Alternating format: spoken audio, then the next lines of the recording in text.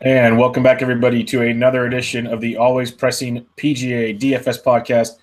Check us out on Twitter at AlwaysPressDFS.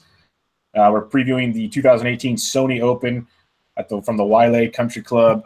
You can find me on Twitter at BDentric, and my two co-hosts, as only, we'll introduce them left to right. We got Bucks. You can find him on Twitter at BPSnow11. Bucks, how we doing? Doing great. National Championship Day, ready to talk some golf. Yes, sir. Yes, sir. And out of SEC country himself, we got Jesse. You can find him on Twitter at DFS Golf Gods. Jesse, how we doing? Yeah, I don't know if you can really consider Kentucky like SEC football country. Definitely basketball. I didn't specify. I'm doing well, man. Doing well. Good to be here again. I'm excited for this no-cut event. How are you tonight, Bubba? I'm doing. Yes, it's exciting. 144-man field, no cuts. Beautiful thing. Jesus. But before we get into the Sony Open, quick recap of the Century Tournament of Champions. Pretty simple in my mind. DJ just played scorched earth on Sunday to pull away from the pack. Thoughts on that, and thoughts on the 12th hole where he nearly had a hole-in-one on a par 4, which was amazing. Bucks? Yeah, that was that was pretty awesome, man. I think that DJ, you could tell at the beginning of last year he started really working on his short game, like inside 100 yards. And he had admittedly never said that he really worked on his game, but he made a concerted effort last year to work on his short game. And then this year he's mentioned he's really wanting to push for a bunch of wins, and he's working on his mental game, that kind of thing. And, yeah, if he is clicking like he did last week, I don't see any reason why he can't win 8 times like he wants. So it was awesome. It was impressive. He had, I think he something like averaged 105 yards into par 4s the final day. So just insane. It's crazy. What about you, Jesse? Yeah, I mean, that shot on 12 was, it was tracking. That was in the hole. He somehow hit it 6 inches farther. I mean, he just had to hit a little harder. I mean, it's crazy how I don't know how he pulled that off. Either way, yeah, it was an incredible display, especially on Sunday evening there. 8 under for the final round, just blitzed the field, 8 shots ahead of John Rahm. So yeah, DJ, man, he looks good. He looks real good. It's funny you mentioned John Rahm. I saw a tweet about an hour ago that in DJ's last 4 wins, John Rahm has finished second, third. Talk about being Dustin Johnson's bridesmaid right there. That's crazy. Talk about me drafting Rahm and DJ every time they're playing in the same event. No joke. That's the truth. Seriously, that's the way to go about it. Real quick before we get going on Sony as well, how'd you guys do DK last week? I did well. I mean, I pretty much broke even, but it was my first real-time mass entering. I had 100 lineups, and I didn't buy into the whole Brooks Koepka being injured thing. I thought it was a little smoke, and so I thought I could get Brooks at lower ownership, which I did. But I had 40 out of 100 lineups with Brooks, so those 40 were dead immediately. But I finished inside the top 100 with one of my lineups, so pretty much broke even. It was fun to have a sweat. I think I was top 20 in that $7 going into the back 9, so it was cool. Nice. What about you, Jesse? I was awful. I'm probably the woat of no-cut short field events. So there's that. I mean, the picks, like my picks for sports DGens were actually pretty good. Other than that, I mean, like my lineup making abilities last week were awful. Well, that's why we have this week to look forward to. That's the beautiful thing about it. Yeah, it's a ridiculous field. So let's get into it. Jesse, give us some past event history on the Sony Open. Yeah, so it's played at Wailea Country Club in Honolulu, Hawaii. So the guys who played last week just got a simple flight right on over to Honolulu. Maybe takes 30 minutes. if that. Most of that time is going up and going down. But either way, it's been played there for a while. It was the United Airlines Hawaiian Open back in '98, but it's since become the Sony Open since 1999. Justin Thomas last year, I think he set the 36-hole scoring record and tied the 54-hole scoring record. And I think potentially set the 72-hole scoring record as well, 27 under par. And he won by 7 shots over Justin Rose. So just an incredible event. He shot 59 too on I think it was it Thursday? Yeah. I believe shot 59. So JT, year before that was Fabian Gomez in a playoff over Brant Snedeker. 2015, Jimmy Walker, 9 shots over Scott Piercy, and Jimmy Walker in 2014, 1 shot over Chris Kirk. So Russell Henley also won 2013, which I think is important to note. Those are your last 5 winners. Very, very nice. Bucks, give us a little course preview. Yeah, this is I mentioned it earlier on Twitter. This is one of my favorite courses of the year, and not really because of the event itself, but because I grew up playing this golf course on Nintendo and on the PC like every day in the mid-90s. And so it's fun watching it now on TV. But it's a scorer's paradise, man. It's 7,000 yards. It is a par 70, full Bermuda, only 2 par 5s this week. But they do have several short par 4s. It plays pretty firm most of the time. Greens are generous. Fairways are generous. Rough is Bermuda, so it's not going to be real long, but it can be it can swallow your ball up pretty quick. It can be nasty way off the fairway. But, I mean, overall, because the fairways are pretty damn generous and the greens are fairly large, I mean, they typically eat this course up. I mean, Jesse mentioned it, but 4 of the last 5 years are scoring with the winners under or minus 20 or better. So there's 78 bunkers on the course, so you definitely have to find a way to navigate that. 22 of them, I believe, 20-something of them are fairway bunkers, and so there's quite a bit of trouble off the tee. But like I said, because the fairways are so wide, it's not too hard to avoid them. It's not like you're forced to take a line that is really squeezing you close to them. There's several, I think water comes into play on 8 of the holes. 5 of those 8, it comes in on the left side. And so avoiding the left side of the golf course is a little bit of a premium, and I wouldn't take too much merit into it, but it's just something to keep in mind. But overall, I mean, you're looking at full Bermuda again, scorer's paradise again, and right now the weather looks awesome. So I would assume, I'm going to keep watching it during the week, I would assume the wind's going to pick up, but right now it's every day it's sunny, high 70s, and medium winds, which to those guys and at that venue is nothing. Yeah, I was seeing the same weather reports. It seems like it's basically a player's paradise over there right now. Yeah. Just the typical gentle winds that you'd expect there. It's crazy. Something else to know too is last week, it was one of the hardest golf courses on tour to walk because it's on the side of a mountain. This one's on completely flat ground, and they talked about on the broadcast last week. This is one of the easier golf courses on the tour to walk because it's short, but it's also just flat. And that's my kind of golf course. I do want to know. I called Wildlife today and actually talked to them.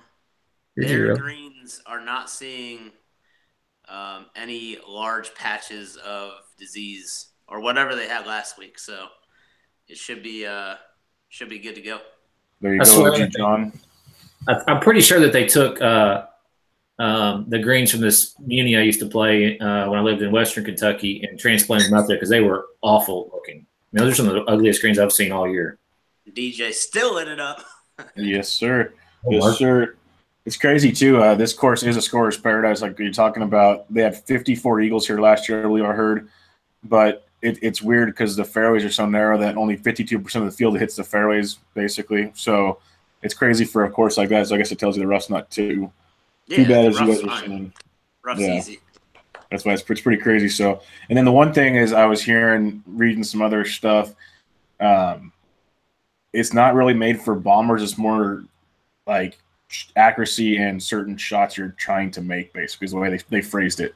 More precision than just bombs away is what they were saying. So, yeah. Guess we will see with that. With that being said, Jesse, what are the key stats you're looking for this week?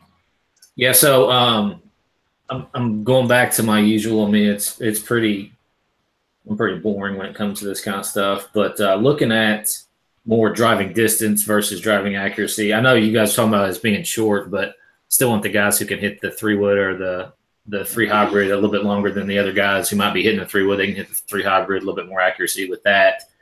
Greens and regulation, again, looking at a lot of long-term stuff because we don't have a lot of short-term results since we only have one golf tournament this year, and then also a lot of course history. This golf tournament's been played at this golf course for a long time, so birdie or better is also another key stat of mine. What about you, Bucks? Yeah, I have some weekly stats that you guys know I play every week or look at every week, and that's DK points, birdies, bogey avoidance, and then I will look at recent form. I know we haven't had too many events, but the guys that played last week, I obviously like that they are there. They're familiar with, obviously, the time zone, Bermuda, the weather, that kind of thing. So I do like that. But from the tournament-specific stats, strokes gained, tee to green is big. Approach to the green, huge. But the couple big stats that I'm looking at are par 4 scoring, because when you look at the majority of the hardest holes on the course, they come on the par 4s. And then proximity, 175 to 200. So every single par 3 and then 6 of the par 4s, you will likely be hitting a shot from 175 to 200 yards. All par 3s are in that range. Even the par 5s, like number 9 is only 500 yards. So likely the majority of these guys are going to have 200 yards in or less. And then 18, it's a little bit longer, but you're still going to have to hit a long iron or hybrid, something like that, into the greens. So proximity from that distance, I think, is going to be a key stat this week. But strokes gained and proximity. How about you, Bubba? Yeah, I like the strokes gained, and I like the recent form. Like you said, I agree. The guys that played last week, they got kind of a bump in my picking, I should say.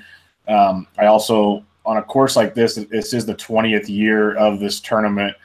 I do like to look at past event history because there's something the guys that play on the West Coast, as we'll talk about, a certain $8,800 player in a bit that just thrive in these kind of conditions. So I kind of go with that kind of stuff. I don't go too deep. I do glance at most of the things you guys mentioned, and I agree they do weight into decision makings for me when it gets closer to, this guy or that guy. So I'm going more the recent form, past history, and definitely the strokes gained and the approach within like 150-ish. I think Jesse said the 3-wood and the hybrid. Too bad we don't have our boy Flat Bill playing out there. He'd have fun with this course, I think. But that's for another story. Before we get into the DFS picks this week, wanted to mention a couple scoring changes from DraftKings. They changed the double eagle or the albatross from 20 points to 13. The eagle is still 8. Now a hole-in-one, which was 10, is now 5. Excuse me. So on a par 3, if you get a hole-in-one, you get 13 points because it's an eagle and a hole-in-one. If you're Dustin Johnson and get a hole-in-one on the par 4, you get 18 points because it's an albatross on a hole-in-one. So that way, just so you guys know, when everyone complains about the hole-in-one wins everything, they attempted, I guess, to change things. What are your guys' thoughts on this? I can't wait for the guys who always bitch about never getting a hole-in-one. When they get a hole-in-one, and like only got 5 points for a hole-in-one. You know what I mean? To me, it just never happened enough to really matter. So I was indifferent, but whatever, that's fine. I mean, that takes a little bit of less variance out of it, so that's good with it. Yeah, I mean, I definitely agree. I don't honestly, I think it's better, but I don't care that much because it was such a rare occasion for it to happen. Especially albatross. Yeah, I think that keeping it the way it was fine. I think that if anything, they should put more emphasis and give more points for birdie streaks or bogey-free rounds, something like that, because that kind of thing is just really hard. It's not a luck box score. Yeah, I agree. Most definitely. So just want to bring that one to everyone's attention. Now let's get into the important stuff, little DraftKings picks, and we'll sprinkle in some FanDuel like we did last week. We'll keep trying to do that for everybody. One note about FanDuel, though, too, Bubba, is they went from 8 golfers to 6. Yep. Still a $60,000 salary cap, but you have 6 golfers just like DraftKings instead of Yeah, and the initial pricing, and we'll talk about it. I usually try to make the ones that are more expensive on FanDuel to DK and vice versa, and it's pretty crazy to look at some of the price differences this week, and we'll get into that. But we'll kick it off on DraftKings in the above 10K range. We have 1, 2, 3, 4, 5, 6, 7, 9 guys. Spieth. No, this can't be right. Yeah, I'm looking at FanDuel. Yeah, it's 5 guys. That's what I said. That's what I thought. I'm at 5 guys earlier. Yeah, 5 guys. Bucks, kick us off here in the 10K range. Yeah, this range is loaded. Like normally there's like I typically like to avoid this range and especially the highest priced golfers, but I love every single one of these plays this week. Like I love Spieth this week because he dominated in all the strokes gain stats, like off the tee, approach to the green, that kind of thing. Like he was so good. He had his worst putting week ever last week, and he still came in 9th. So I love Spieth this week. Justin Thomas, I mean, you cannot. There's nobody on the planet that can argue against Justin Thomas this week. There's nobody. Leishman, love it. Harmon, love it. Kisner, love it. If I am 100% playing Spieth this week, so I'm gonna be on Spieth, and I will be on Harmon again. I was on him last week. Played really well. I think this is a type of course where he doesn't have to overpower it, and I think that suits him. So Spieth and Harmon are my 2 picks in this range. What about you, Jesse? Yeah, I mean, I don't know how you fade Jordan Spieth. He's clearly the best golfer in this field. Justin Thomas shot 59 here last year, blitzed the field on 15,000 shots. And then Leishman, I mean, my only thing with Leishman is so he's coming off a pretty good round or a pretty good tournament last week, obviously. He played really good golf. But I think he'll be more popular than what he really should be, and that kind of freaks me out a little bit. So just thinking about ownership-wise, I would pay attention to the fan share tags on him. If he's high up, I'm not going to play him. I don't care about Spieth and Justin Thomas. I'll play them no matter what. But Leishman is just one of those guys where I want to kind of gauge some ownership. This seems like whenever he has a good tournament, he kind of just doesn't have a good one the next one. So, I mean, just to go back to the CJ Cup, he was 2nd, then 38th HBC, 4th Australian Open, a month layoff, 7th. So he can kind of have some bad tournaments, and his course history is okay here. 20th, 28th, 37th, 5th back in 2014, 9th in 2013. It doesn't blow you out of the water. I like him, but I think he might be a good fade just from ownership, and I don't care for Harmon or Kisner, either one. Well, the ones I'm looking at Leishman. That's one of my favorite plays today. So that's good to hear, Jesse. Pretty positive on that one. But I do like the way he's playing right now. He looks really, really, really good. So I'll be going with Leishman, and the other guy would be Brian Harmon, the lefty. I was not on him last week, and my God, he looked amazing. So he's in. If you talk about a guy current form wise, he looked so good last week the way he was playing. So I'll definitely be looking his way. 3rd last week, T4, 8th, T5 in his last 4 events, and he's top 20 to 3 straight times here at this event. So I like Harmon a lot at 10-6. Let's go into the $9,000 range. We got 4 golfers to choose from. Jesse, why don't you kick us off in the 9Ks?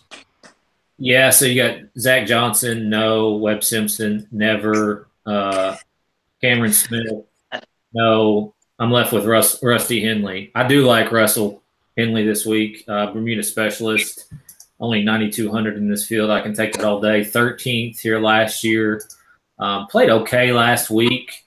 Wasn't too stellar. He had kind of 2 bad rounds, 2 pretty good rounds. So, but I think going back to him this week is a good idea. I had a little bit last week and he did okay. But like I said, that Rusty Henley's my only guy here. I just can't. Zach Johnson, I don't know how he's 9,500. I know Bucks will be on Webb, and then the Golden Cherub at 9,000. I just can't do that ever. Bucks, you like the 9,000 range? Yeah. Yeah. This is your game, man. This is like your sweet spot. I like a few of these guys, but the one guy that Jesse mentioned that I love every week, and I love him this week, is Webb Simpson. I don't know if I'll be able to play much of him this week because I am going to be like 70% Spieth. But I do like Webb a lot this week. So just so everybody knows what I did with the custom model on Fantasy National, I did the last 24 rounds on Bermuda. And I put in all my custom stats, and Webb came up as 5th in my model. He's top 10 in birdies, tee to green, approach, and par 4 scoring. He is garbage from 175 to 200. But I mean, everybody else in this price range is no better. So I like Webb Simpson here. I will I really like Cameron Smith. You guys know the Golden Cherub. That's my boy. But I'm not going to play him as long as he's chalk.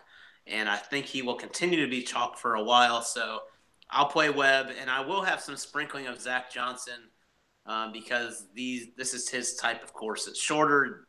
He doesn't need to overpower it. He can make some birdies, that kind of thing. Yeah, I like Zach Johnson as well. T6, T9, T8, and 3 of his last 4. He's made the cut in 4 straight at the Sony, and he's coming in playing really good golf. Prior to that, even though obviously the layoff, but he's played really, really well, and I agree with the point that it is a short course, which suits his type of game. And if it does get windy, ZJ can play in the wind. We've seen that plenty of times.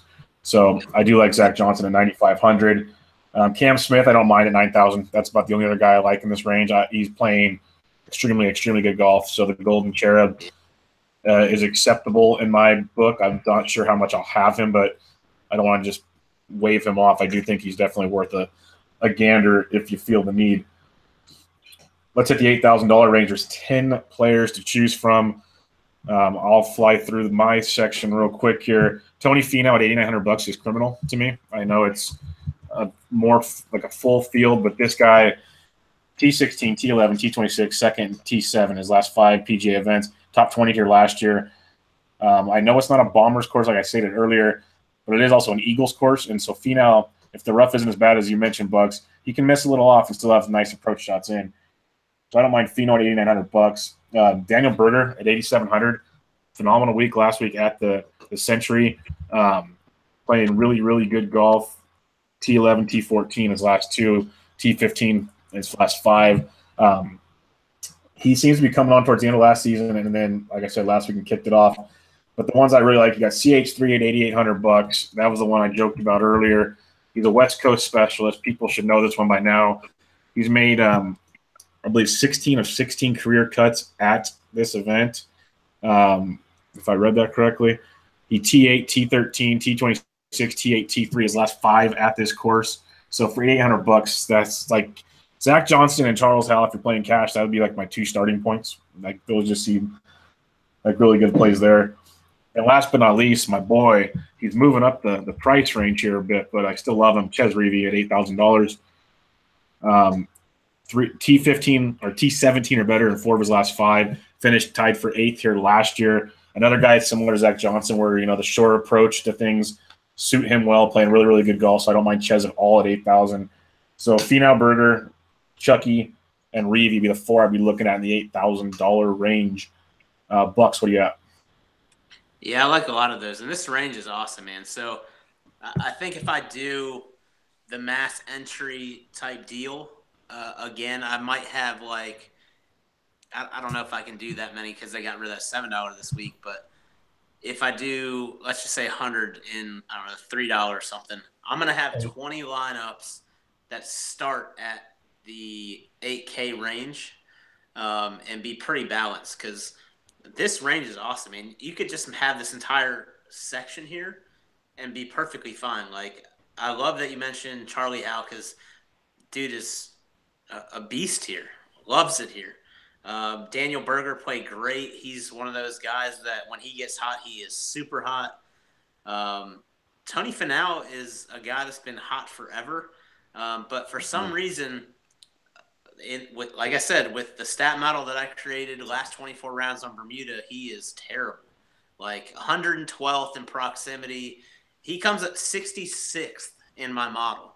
And so that worries me a little bit. And I guess the way that I would go about it is if I have to choose between Tony Finau at 89 or Charlie Howe at 88, I'm going to go Howe just because of his course history, how he plays here, that kind of thing. But the one other guy that I'm going to mention that I really like in this range is that you didn't mention because I do like Reavie a lot. It's Bill Haas. And Haas is a guy that I think will go overlooked. And he is really good at keeping it in play. He's really good on par fours. He is really good tee to green. So I like him at $8,200 this week. If he can get his putter going and make a little bit more birdies than he typically does, I think he has a really good week. But we're starting to get to this range that we have to mention that this is a cut event. So you want 6 guys that you have somewhat confidence in of making a cut. And Bill Haas, he's one of those guys that I have confidence in that he can make the cut this week. So I like it. Very nice. Jesse, what do you got? Yeah, you guys touched on the top 4 there, which is Finau, CH3, Berger, and Schauffele. Those are the 4 that I have checked from this region. It kind of gets weird after that because I'm like, William McGirt at 8,400 is odd to me. This is also, too, where kind of the price discrepancies start getting real weird between DraftKings and FanDuel. Exactly. Finau, 8,900 on DraftKings and 11,000 on FanDuel. So he's the 1, 2, 3, 4, 5, 7th highest priced golfer on FanDuel. So, I mean, he's a little bit more sketch for me over there, but on DraftKings, I actually love him. He's number 1 on my model. Big fan of Finau this week. I'll probably have quite a bit.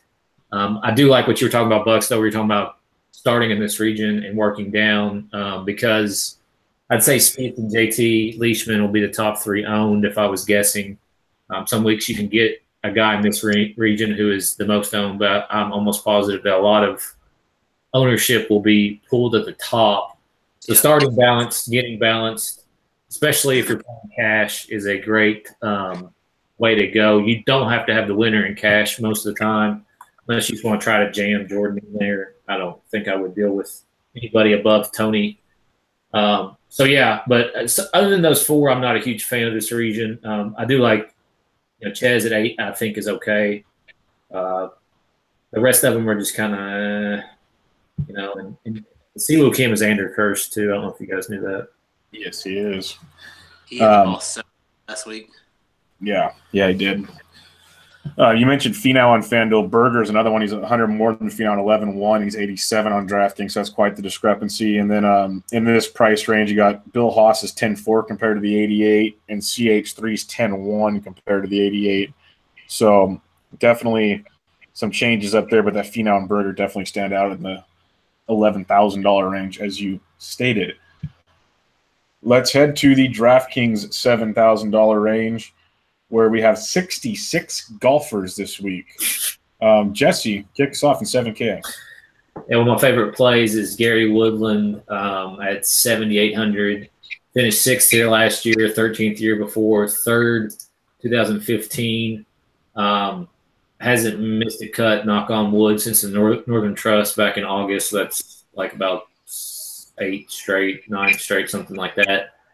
Big fan of him this week. It seems like he comes to play here. His price on FanDuel is a lot more, so kind of sketch over there, I think. Yeah, 10-2. Not a huge fan of FanDuel, but on DraftKings, I'll definitely have quite a bit of Gary Woodland.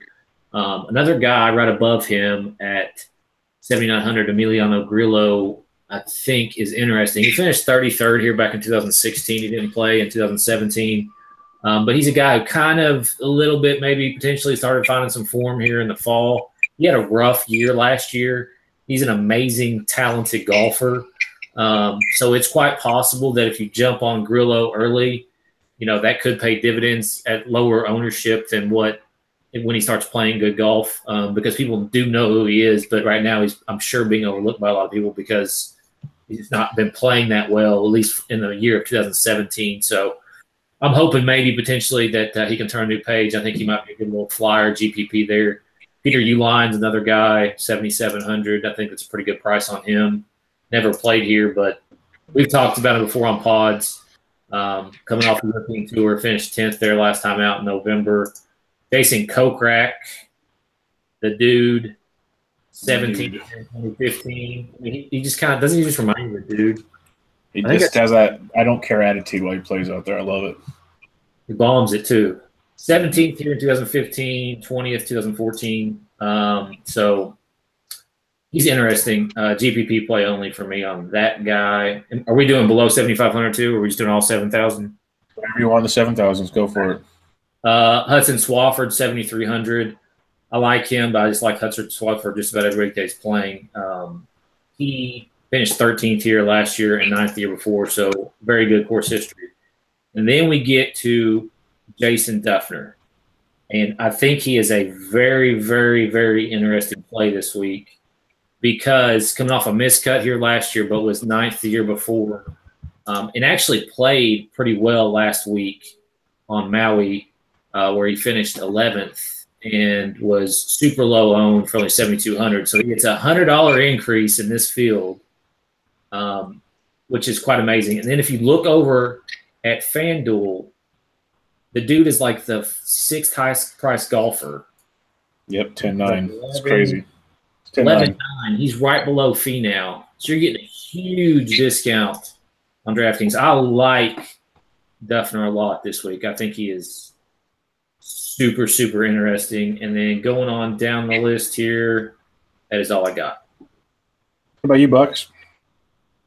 Yeah, Jesse mentioned a couple of the guys that I really like in this massive range.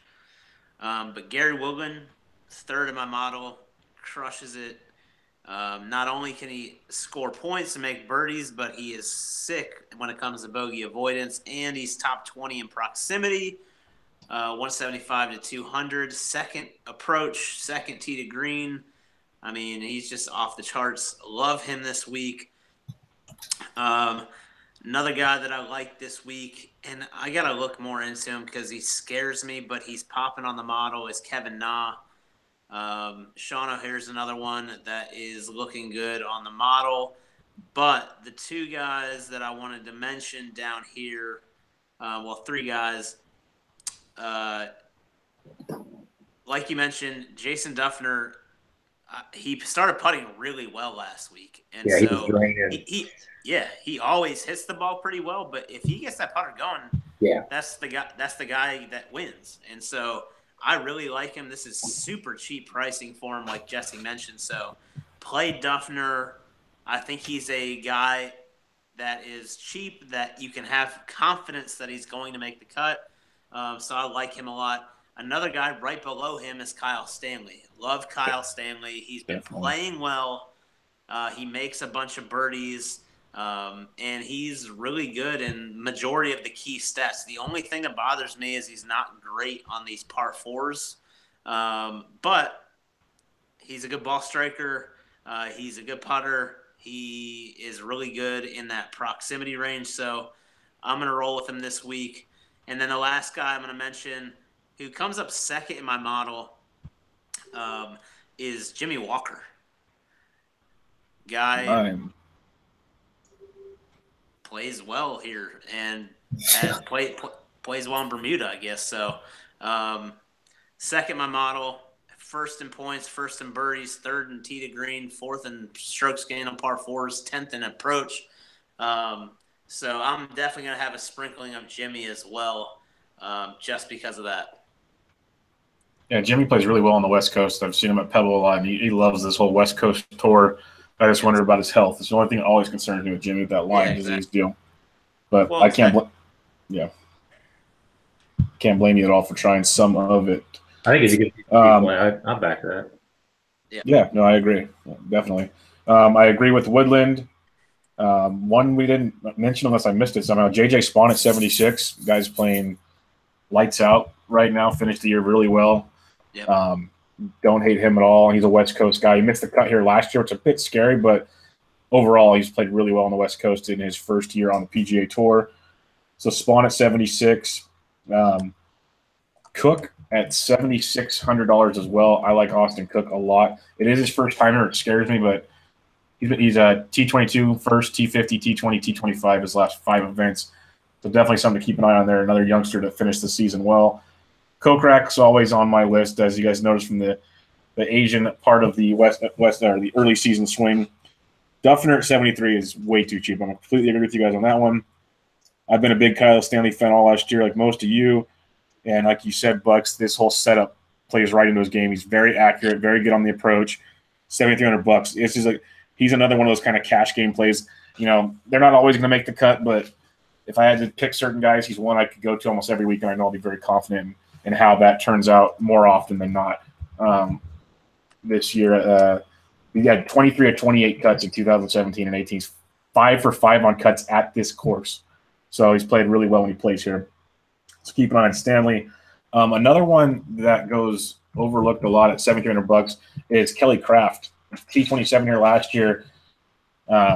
Finished the year very, very strong. Another young golfer to look at. Luke Donald at $7K. It's cheap for a consistency striker there. And then 2 last ones to the $7K range.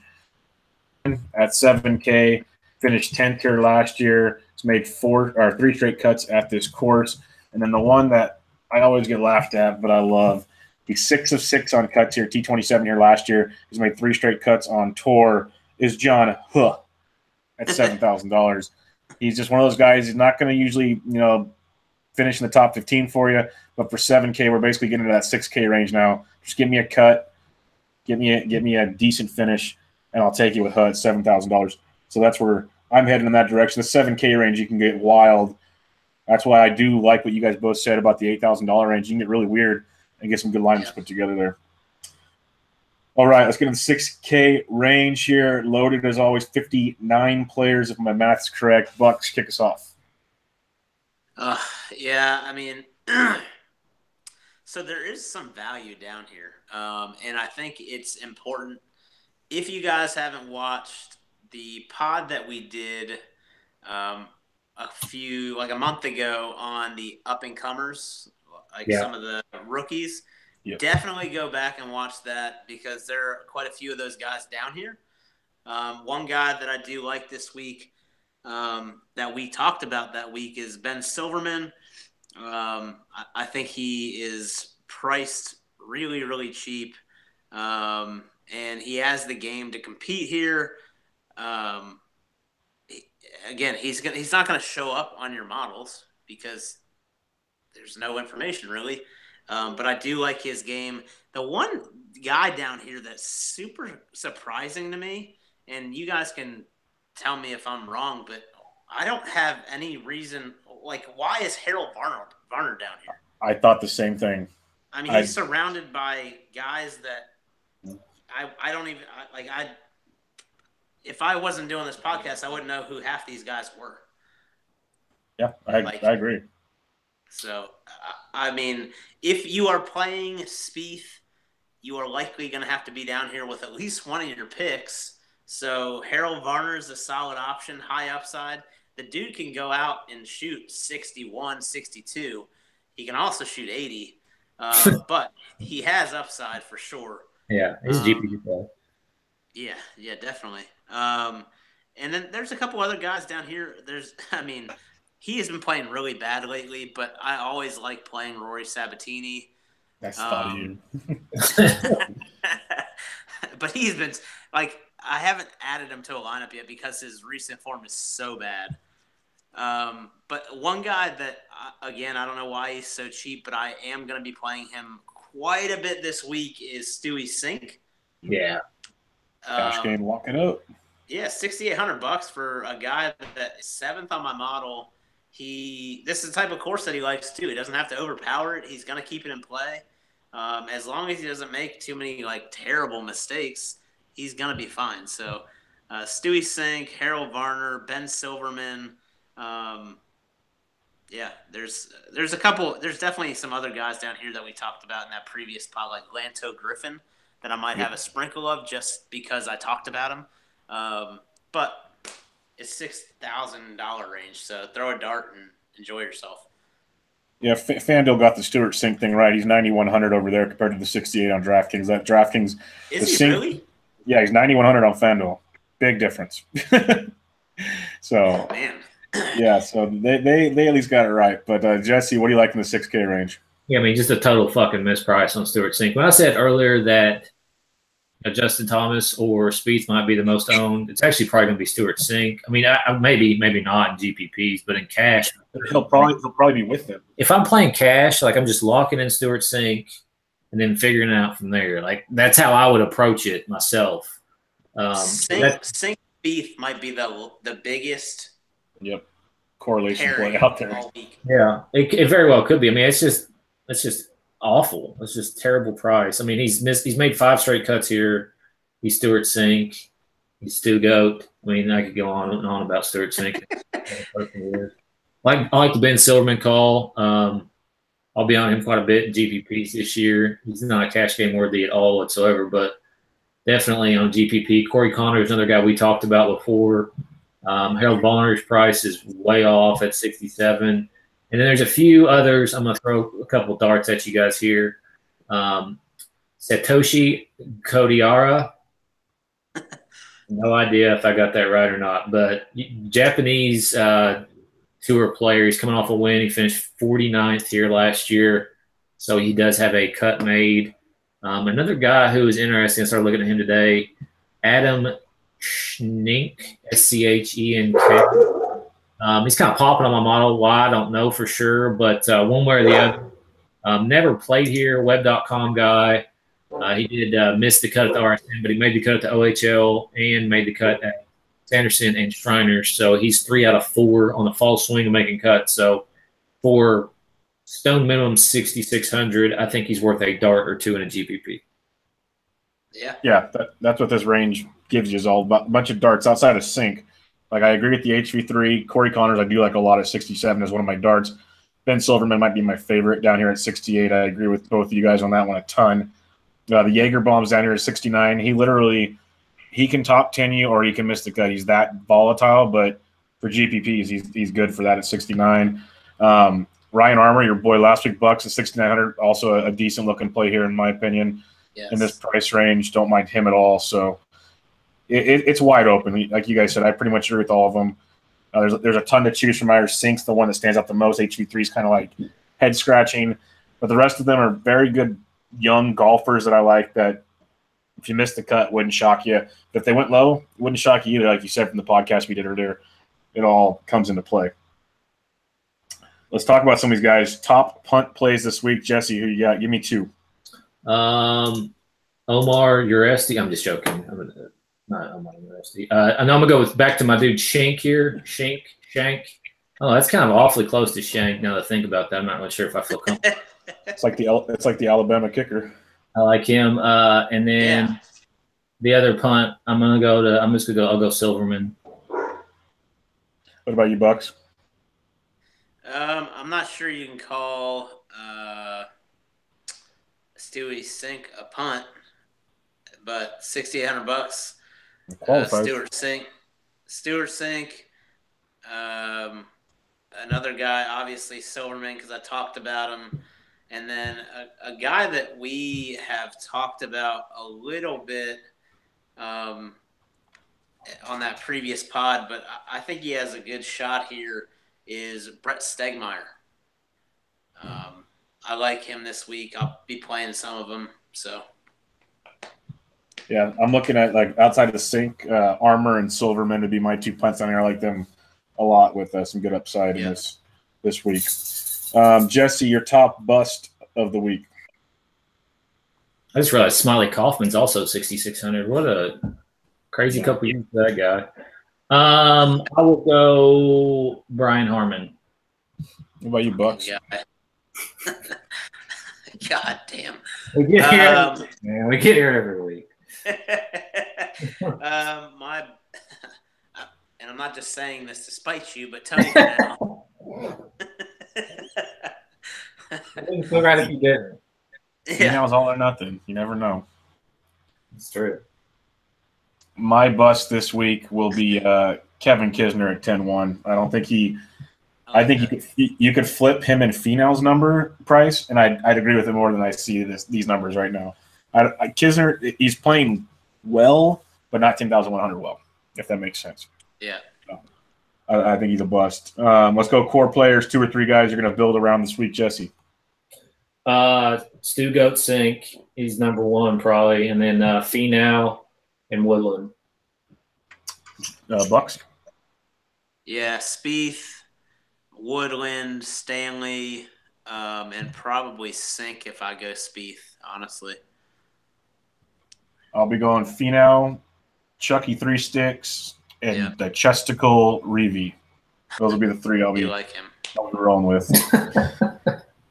All right, gentlemen, your picks to win this week. Jesse, who you got? Finau at the wonderful price of I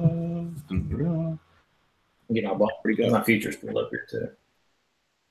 Oh, look at this. Finau 33-1. All right, Bucks, who you got? I mean, I'll give you 2 because I'm gonna say Spieth, but that's no surprise. But my other pick to win would be Chucky 3 Sticks. I love it. He's 40-1. Man, you're getting way better out of boy. And then I'm going to go Marky Leishman at 16-1. That's who I like this week. I like Leash to crack through this week. I think there's value there for that one for sure. We got a few listener questions from our boy Randy Indorf. Either one can answer this. How much Fabian Gomez is too much Fabian Gomez? Like one lineup out of 100. So 1%. I was all over that guy like 2 years ago during his win, mind you. And the only reason I say that is because you have guys down here that are good, and playing well now. So why would you go Fabian Gomez when you have guys like Stuart Sink at 6,800? You guys like Luke Donald, Ryan Palmer. I mean, guys that are playing well. But you got Gomez at 7,100. How is Varner and Sink 67 and 68? You got Gomez at 71. Yeah, they're purposely doing that. They have to be. There's no way you put Sink at 6,800. They're just taking a couple guys and well, let's make it a little bit easier. They have to have something weird in their algorithm where beginning of the year it's counting 4 rounds only, because then you got a guy that I was going to play this week in Billy Hurley, but he's $7,200. Yeah, there's no reason he should be $7,200. Nope. I mean, he played well here last year, but outside of that, I mean, there's nothing to warrant it. The only positive I'll say for Gomez, he's 5 for 5 on cuts at this tournament. Only positive I'll say. Well, there you go. I mean, that's pretty damn positive. Yeah. All right. For our boy Rob Trey, he asks, why does Tad Fujikawa have a lifetime exemption, and how much exposure from him? I have no idea on the exemption part. Well, he doesn't have a lifetime exemption. He didn't qualify. Yeah, he doesn't have a lifetime. He had a Monday qualify last year. Yeah, so I read today he made eagle on 12 and then bogeyed 3 straight to miss or something. So, or 14 or something, and then bogeyed the last 3 or 4 coming in. So he missed the cut. Or he missed it. He didn't qualify. And then our boy OG John asked about the greens and bucks. You already touched on that one. Anything else you got for those? No, they seem to. I mean, according and granted, the staff is probably not going to tell me that they're shitty, but True. They seem to be. They seem to be good. They typically roll fairly slow, to be honest with you. They roll at 11 typically, so we'll see how they are. But I mean, I don't think it matters, to be honest with you. They shot 20 under last week on terrible greens. These are gonna be better than last week. So then I wanted to mention a couple of FanDuel salary savers. Silverman's only 81 over there. Ryan Armour's 81. Kelly Craft's 8,000. The Jaeger Bomb's 78. Corey Connors 77, and Jim Herman 73. So there's some value plays in my mind for the FanDuel. All right, everybody, check out FanShare Sports. They're running their promo through January, $7.20 a month. If you sign up in January, you get all of the projections and everything else they do over there for football and PGA on the pro side of things. So good stuff there. Any final words, Bucks? No, it's going to be a good week. Remember, first cut event of the year. Change the way you're playing a little bit. Yeah. It's Jesse's happy time. Any final words, Jesse? Yeah. I'm so excited that we finally get a cut. I don't have to tilt going from winning $1,000 to winning negative $1 million. So, yeah, I'm pretty excited. This is when the year officially starts. And one other thing, too, I forgot to mention to you guys, I probably won't be on the podcast next week. I'll be in Florida playing golf, so it might just be a two-man pod. Nice. Good for you. But I'm not mad about it. I also, too, I feel like you're kind of leaving an elephant in the room here.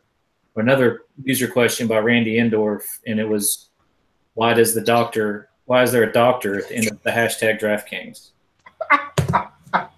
Would you like to? That can't be true. We found out why. It is. Because it's Dr. DraftKings, which is the most ridiculous effing thing I've ever heard in my life. That's really, I mean, that's how bad the marketing is. It makes no sense. Because we've never heard of that before. No. And we've been playing DraftKings for years. Just garbage. Oh, God. I'm glad Randy asked, though, because I've literally wondered that, because I hashtag it all the time. I'm like, why the heck is there a doctor there? And I'm like, is he doing the wrong hashtag? No, it's correct. It says hashtag DraftKings with the stupid little doctor at the end of it. That's dumb. They should change that. But I'd rather them change some other things first. We can leave that alone. I can name 13 things right now that change that. Exactly. Go to the Always Pressing feed and check it out. Yeah. Oh, darn.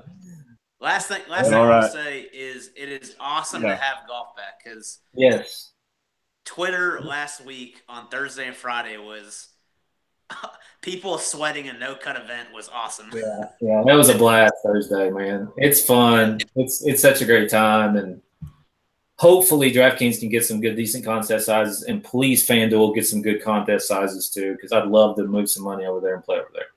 And also go check out draft.com. They got a ton of fun stuff over there on those tournaments as well. Another good place. I swept over there this week. See, there you go. There's a lot of fun stuff to be had. Check us out on Twitter at AlwaysPressDFS. Hit us up with any questions. There's tons of content throughout the week. Maybe we'll get some cut sweats on Twitter coming up this week, because we actually have the cuts. Yes. So that'll be fun. Check out Bucks on Twitter at BPSnow11, repping that Snell Golf Live. We got Jesse on Twitter at DFS Golf Gods. I am at BDintric. This is your 2018 Sony Open DFS preview. I'll catch you guys next week.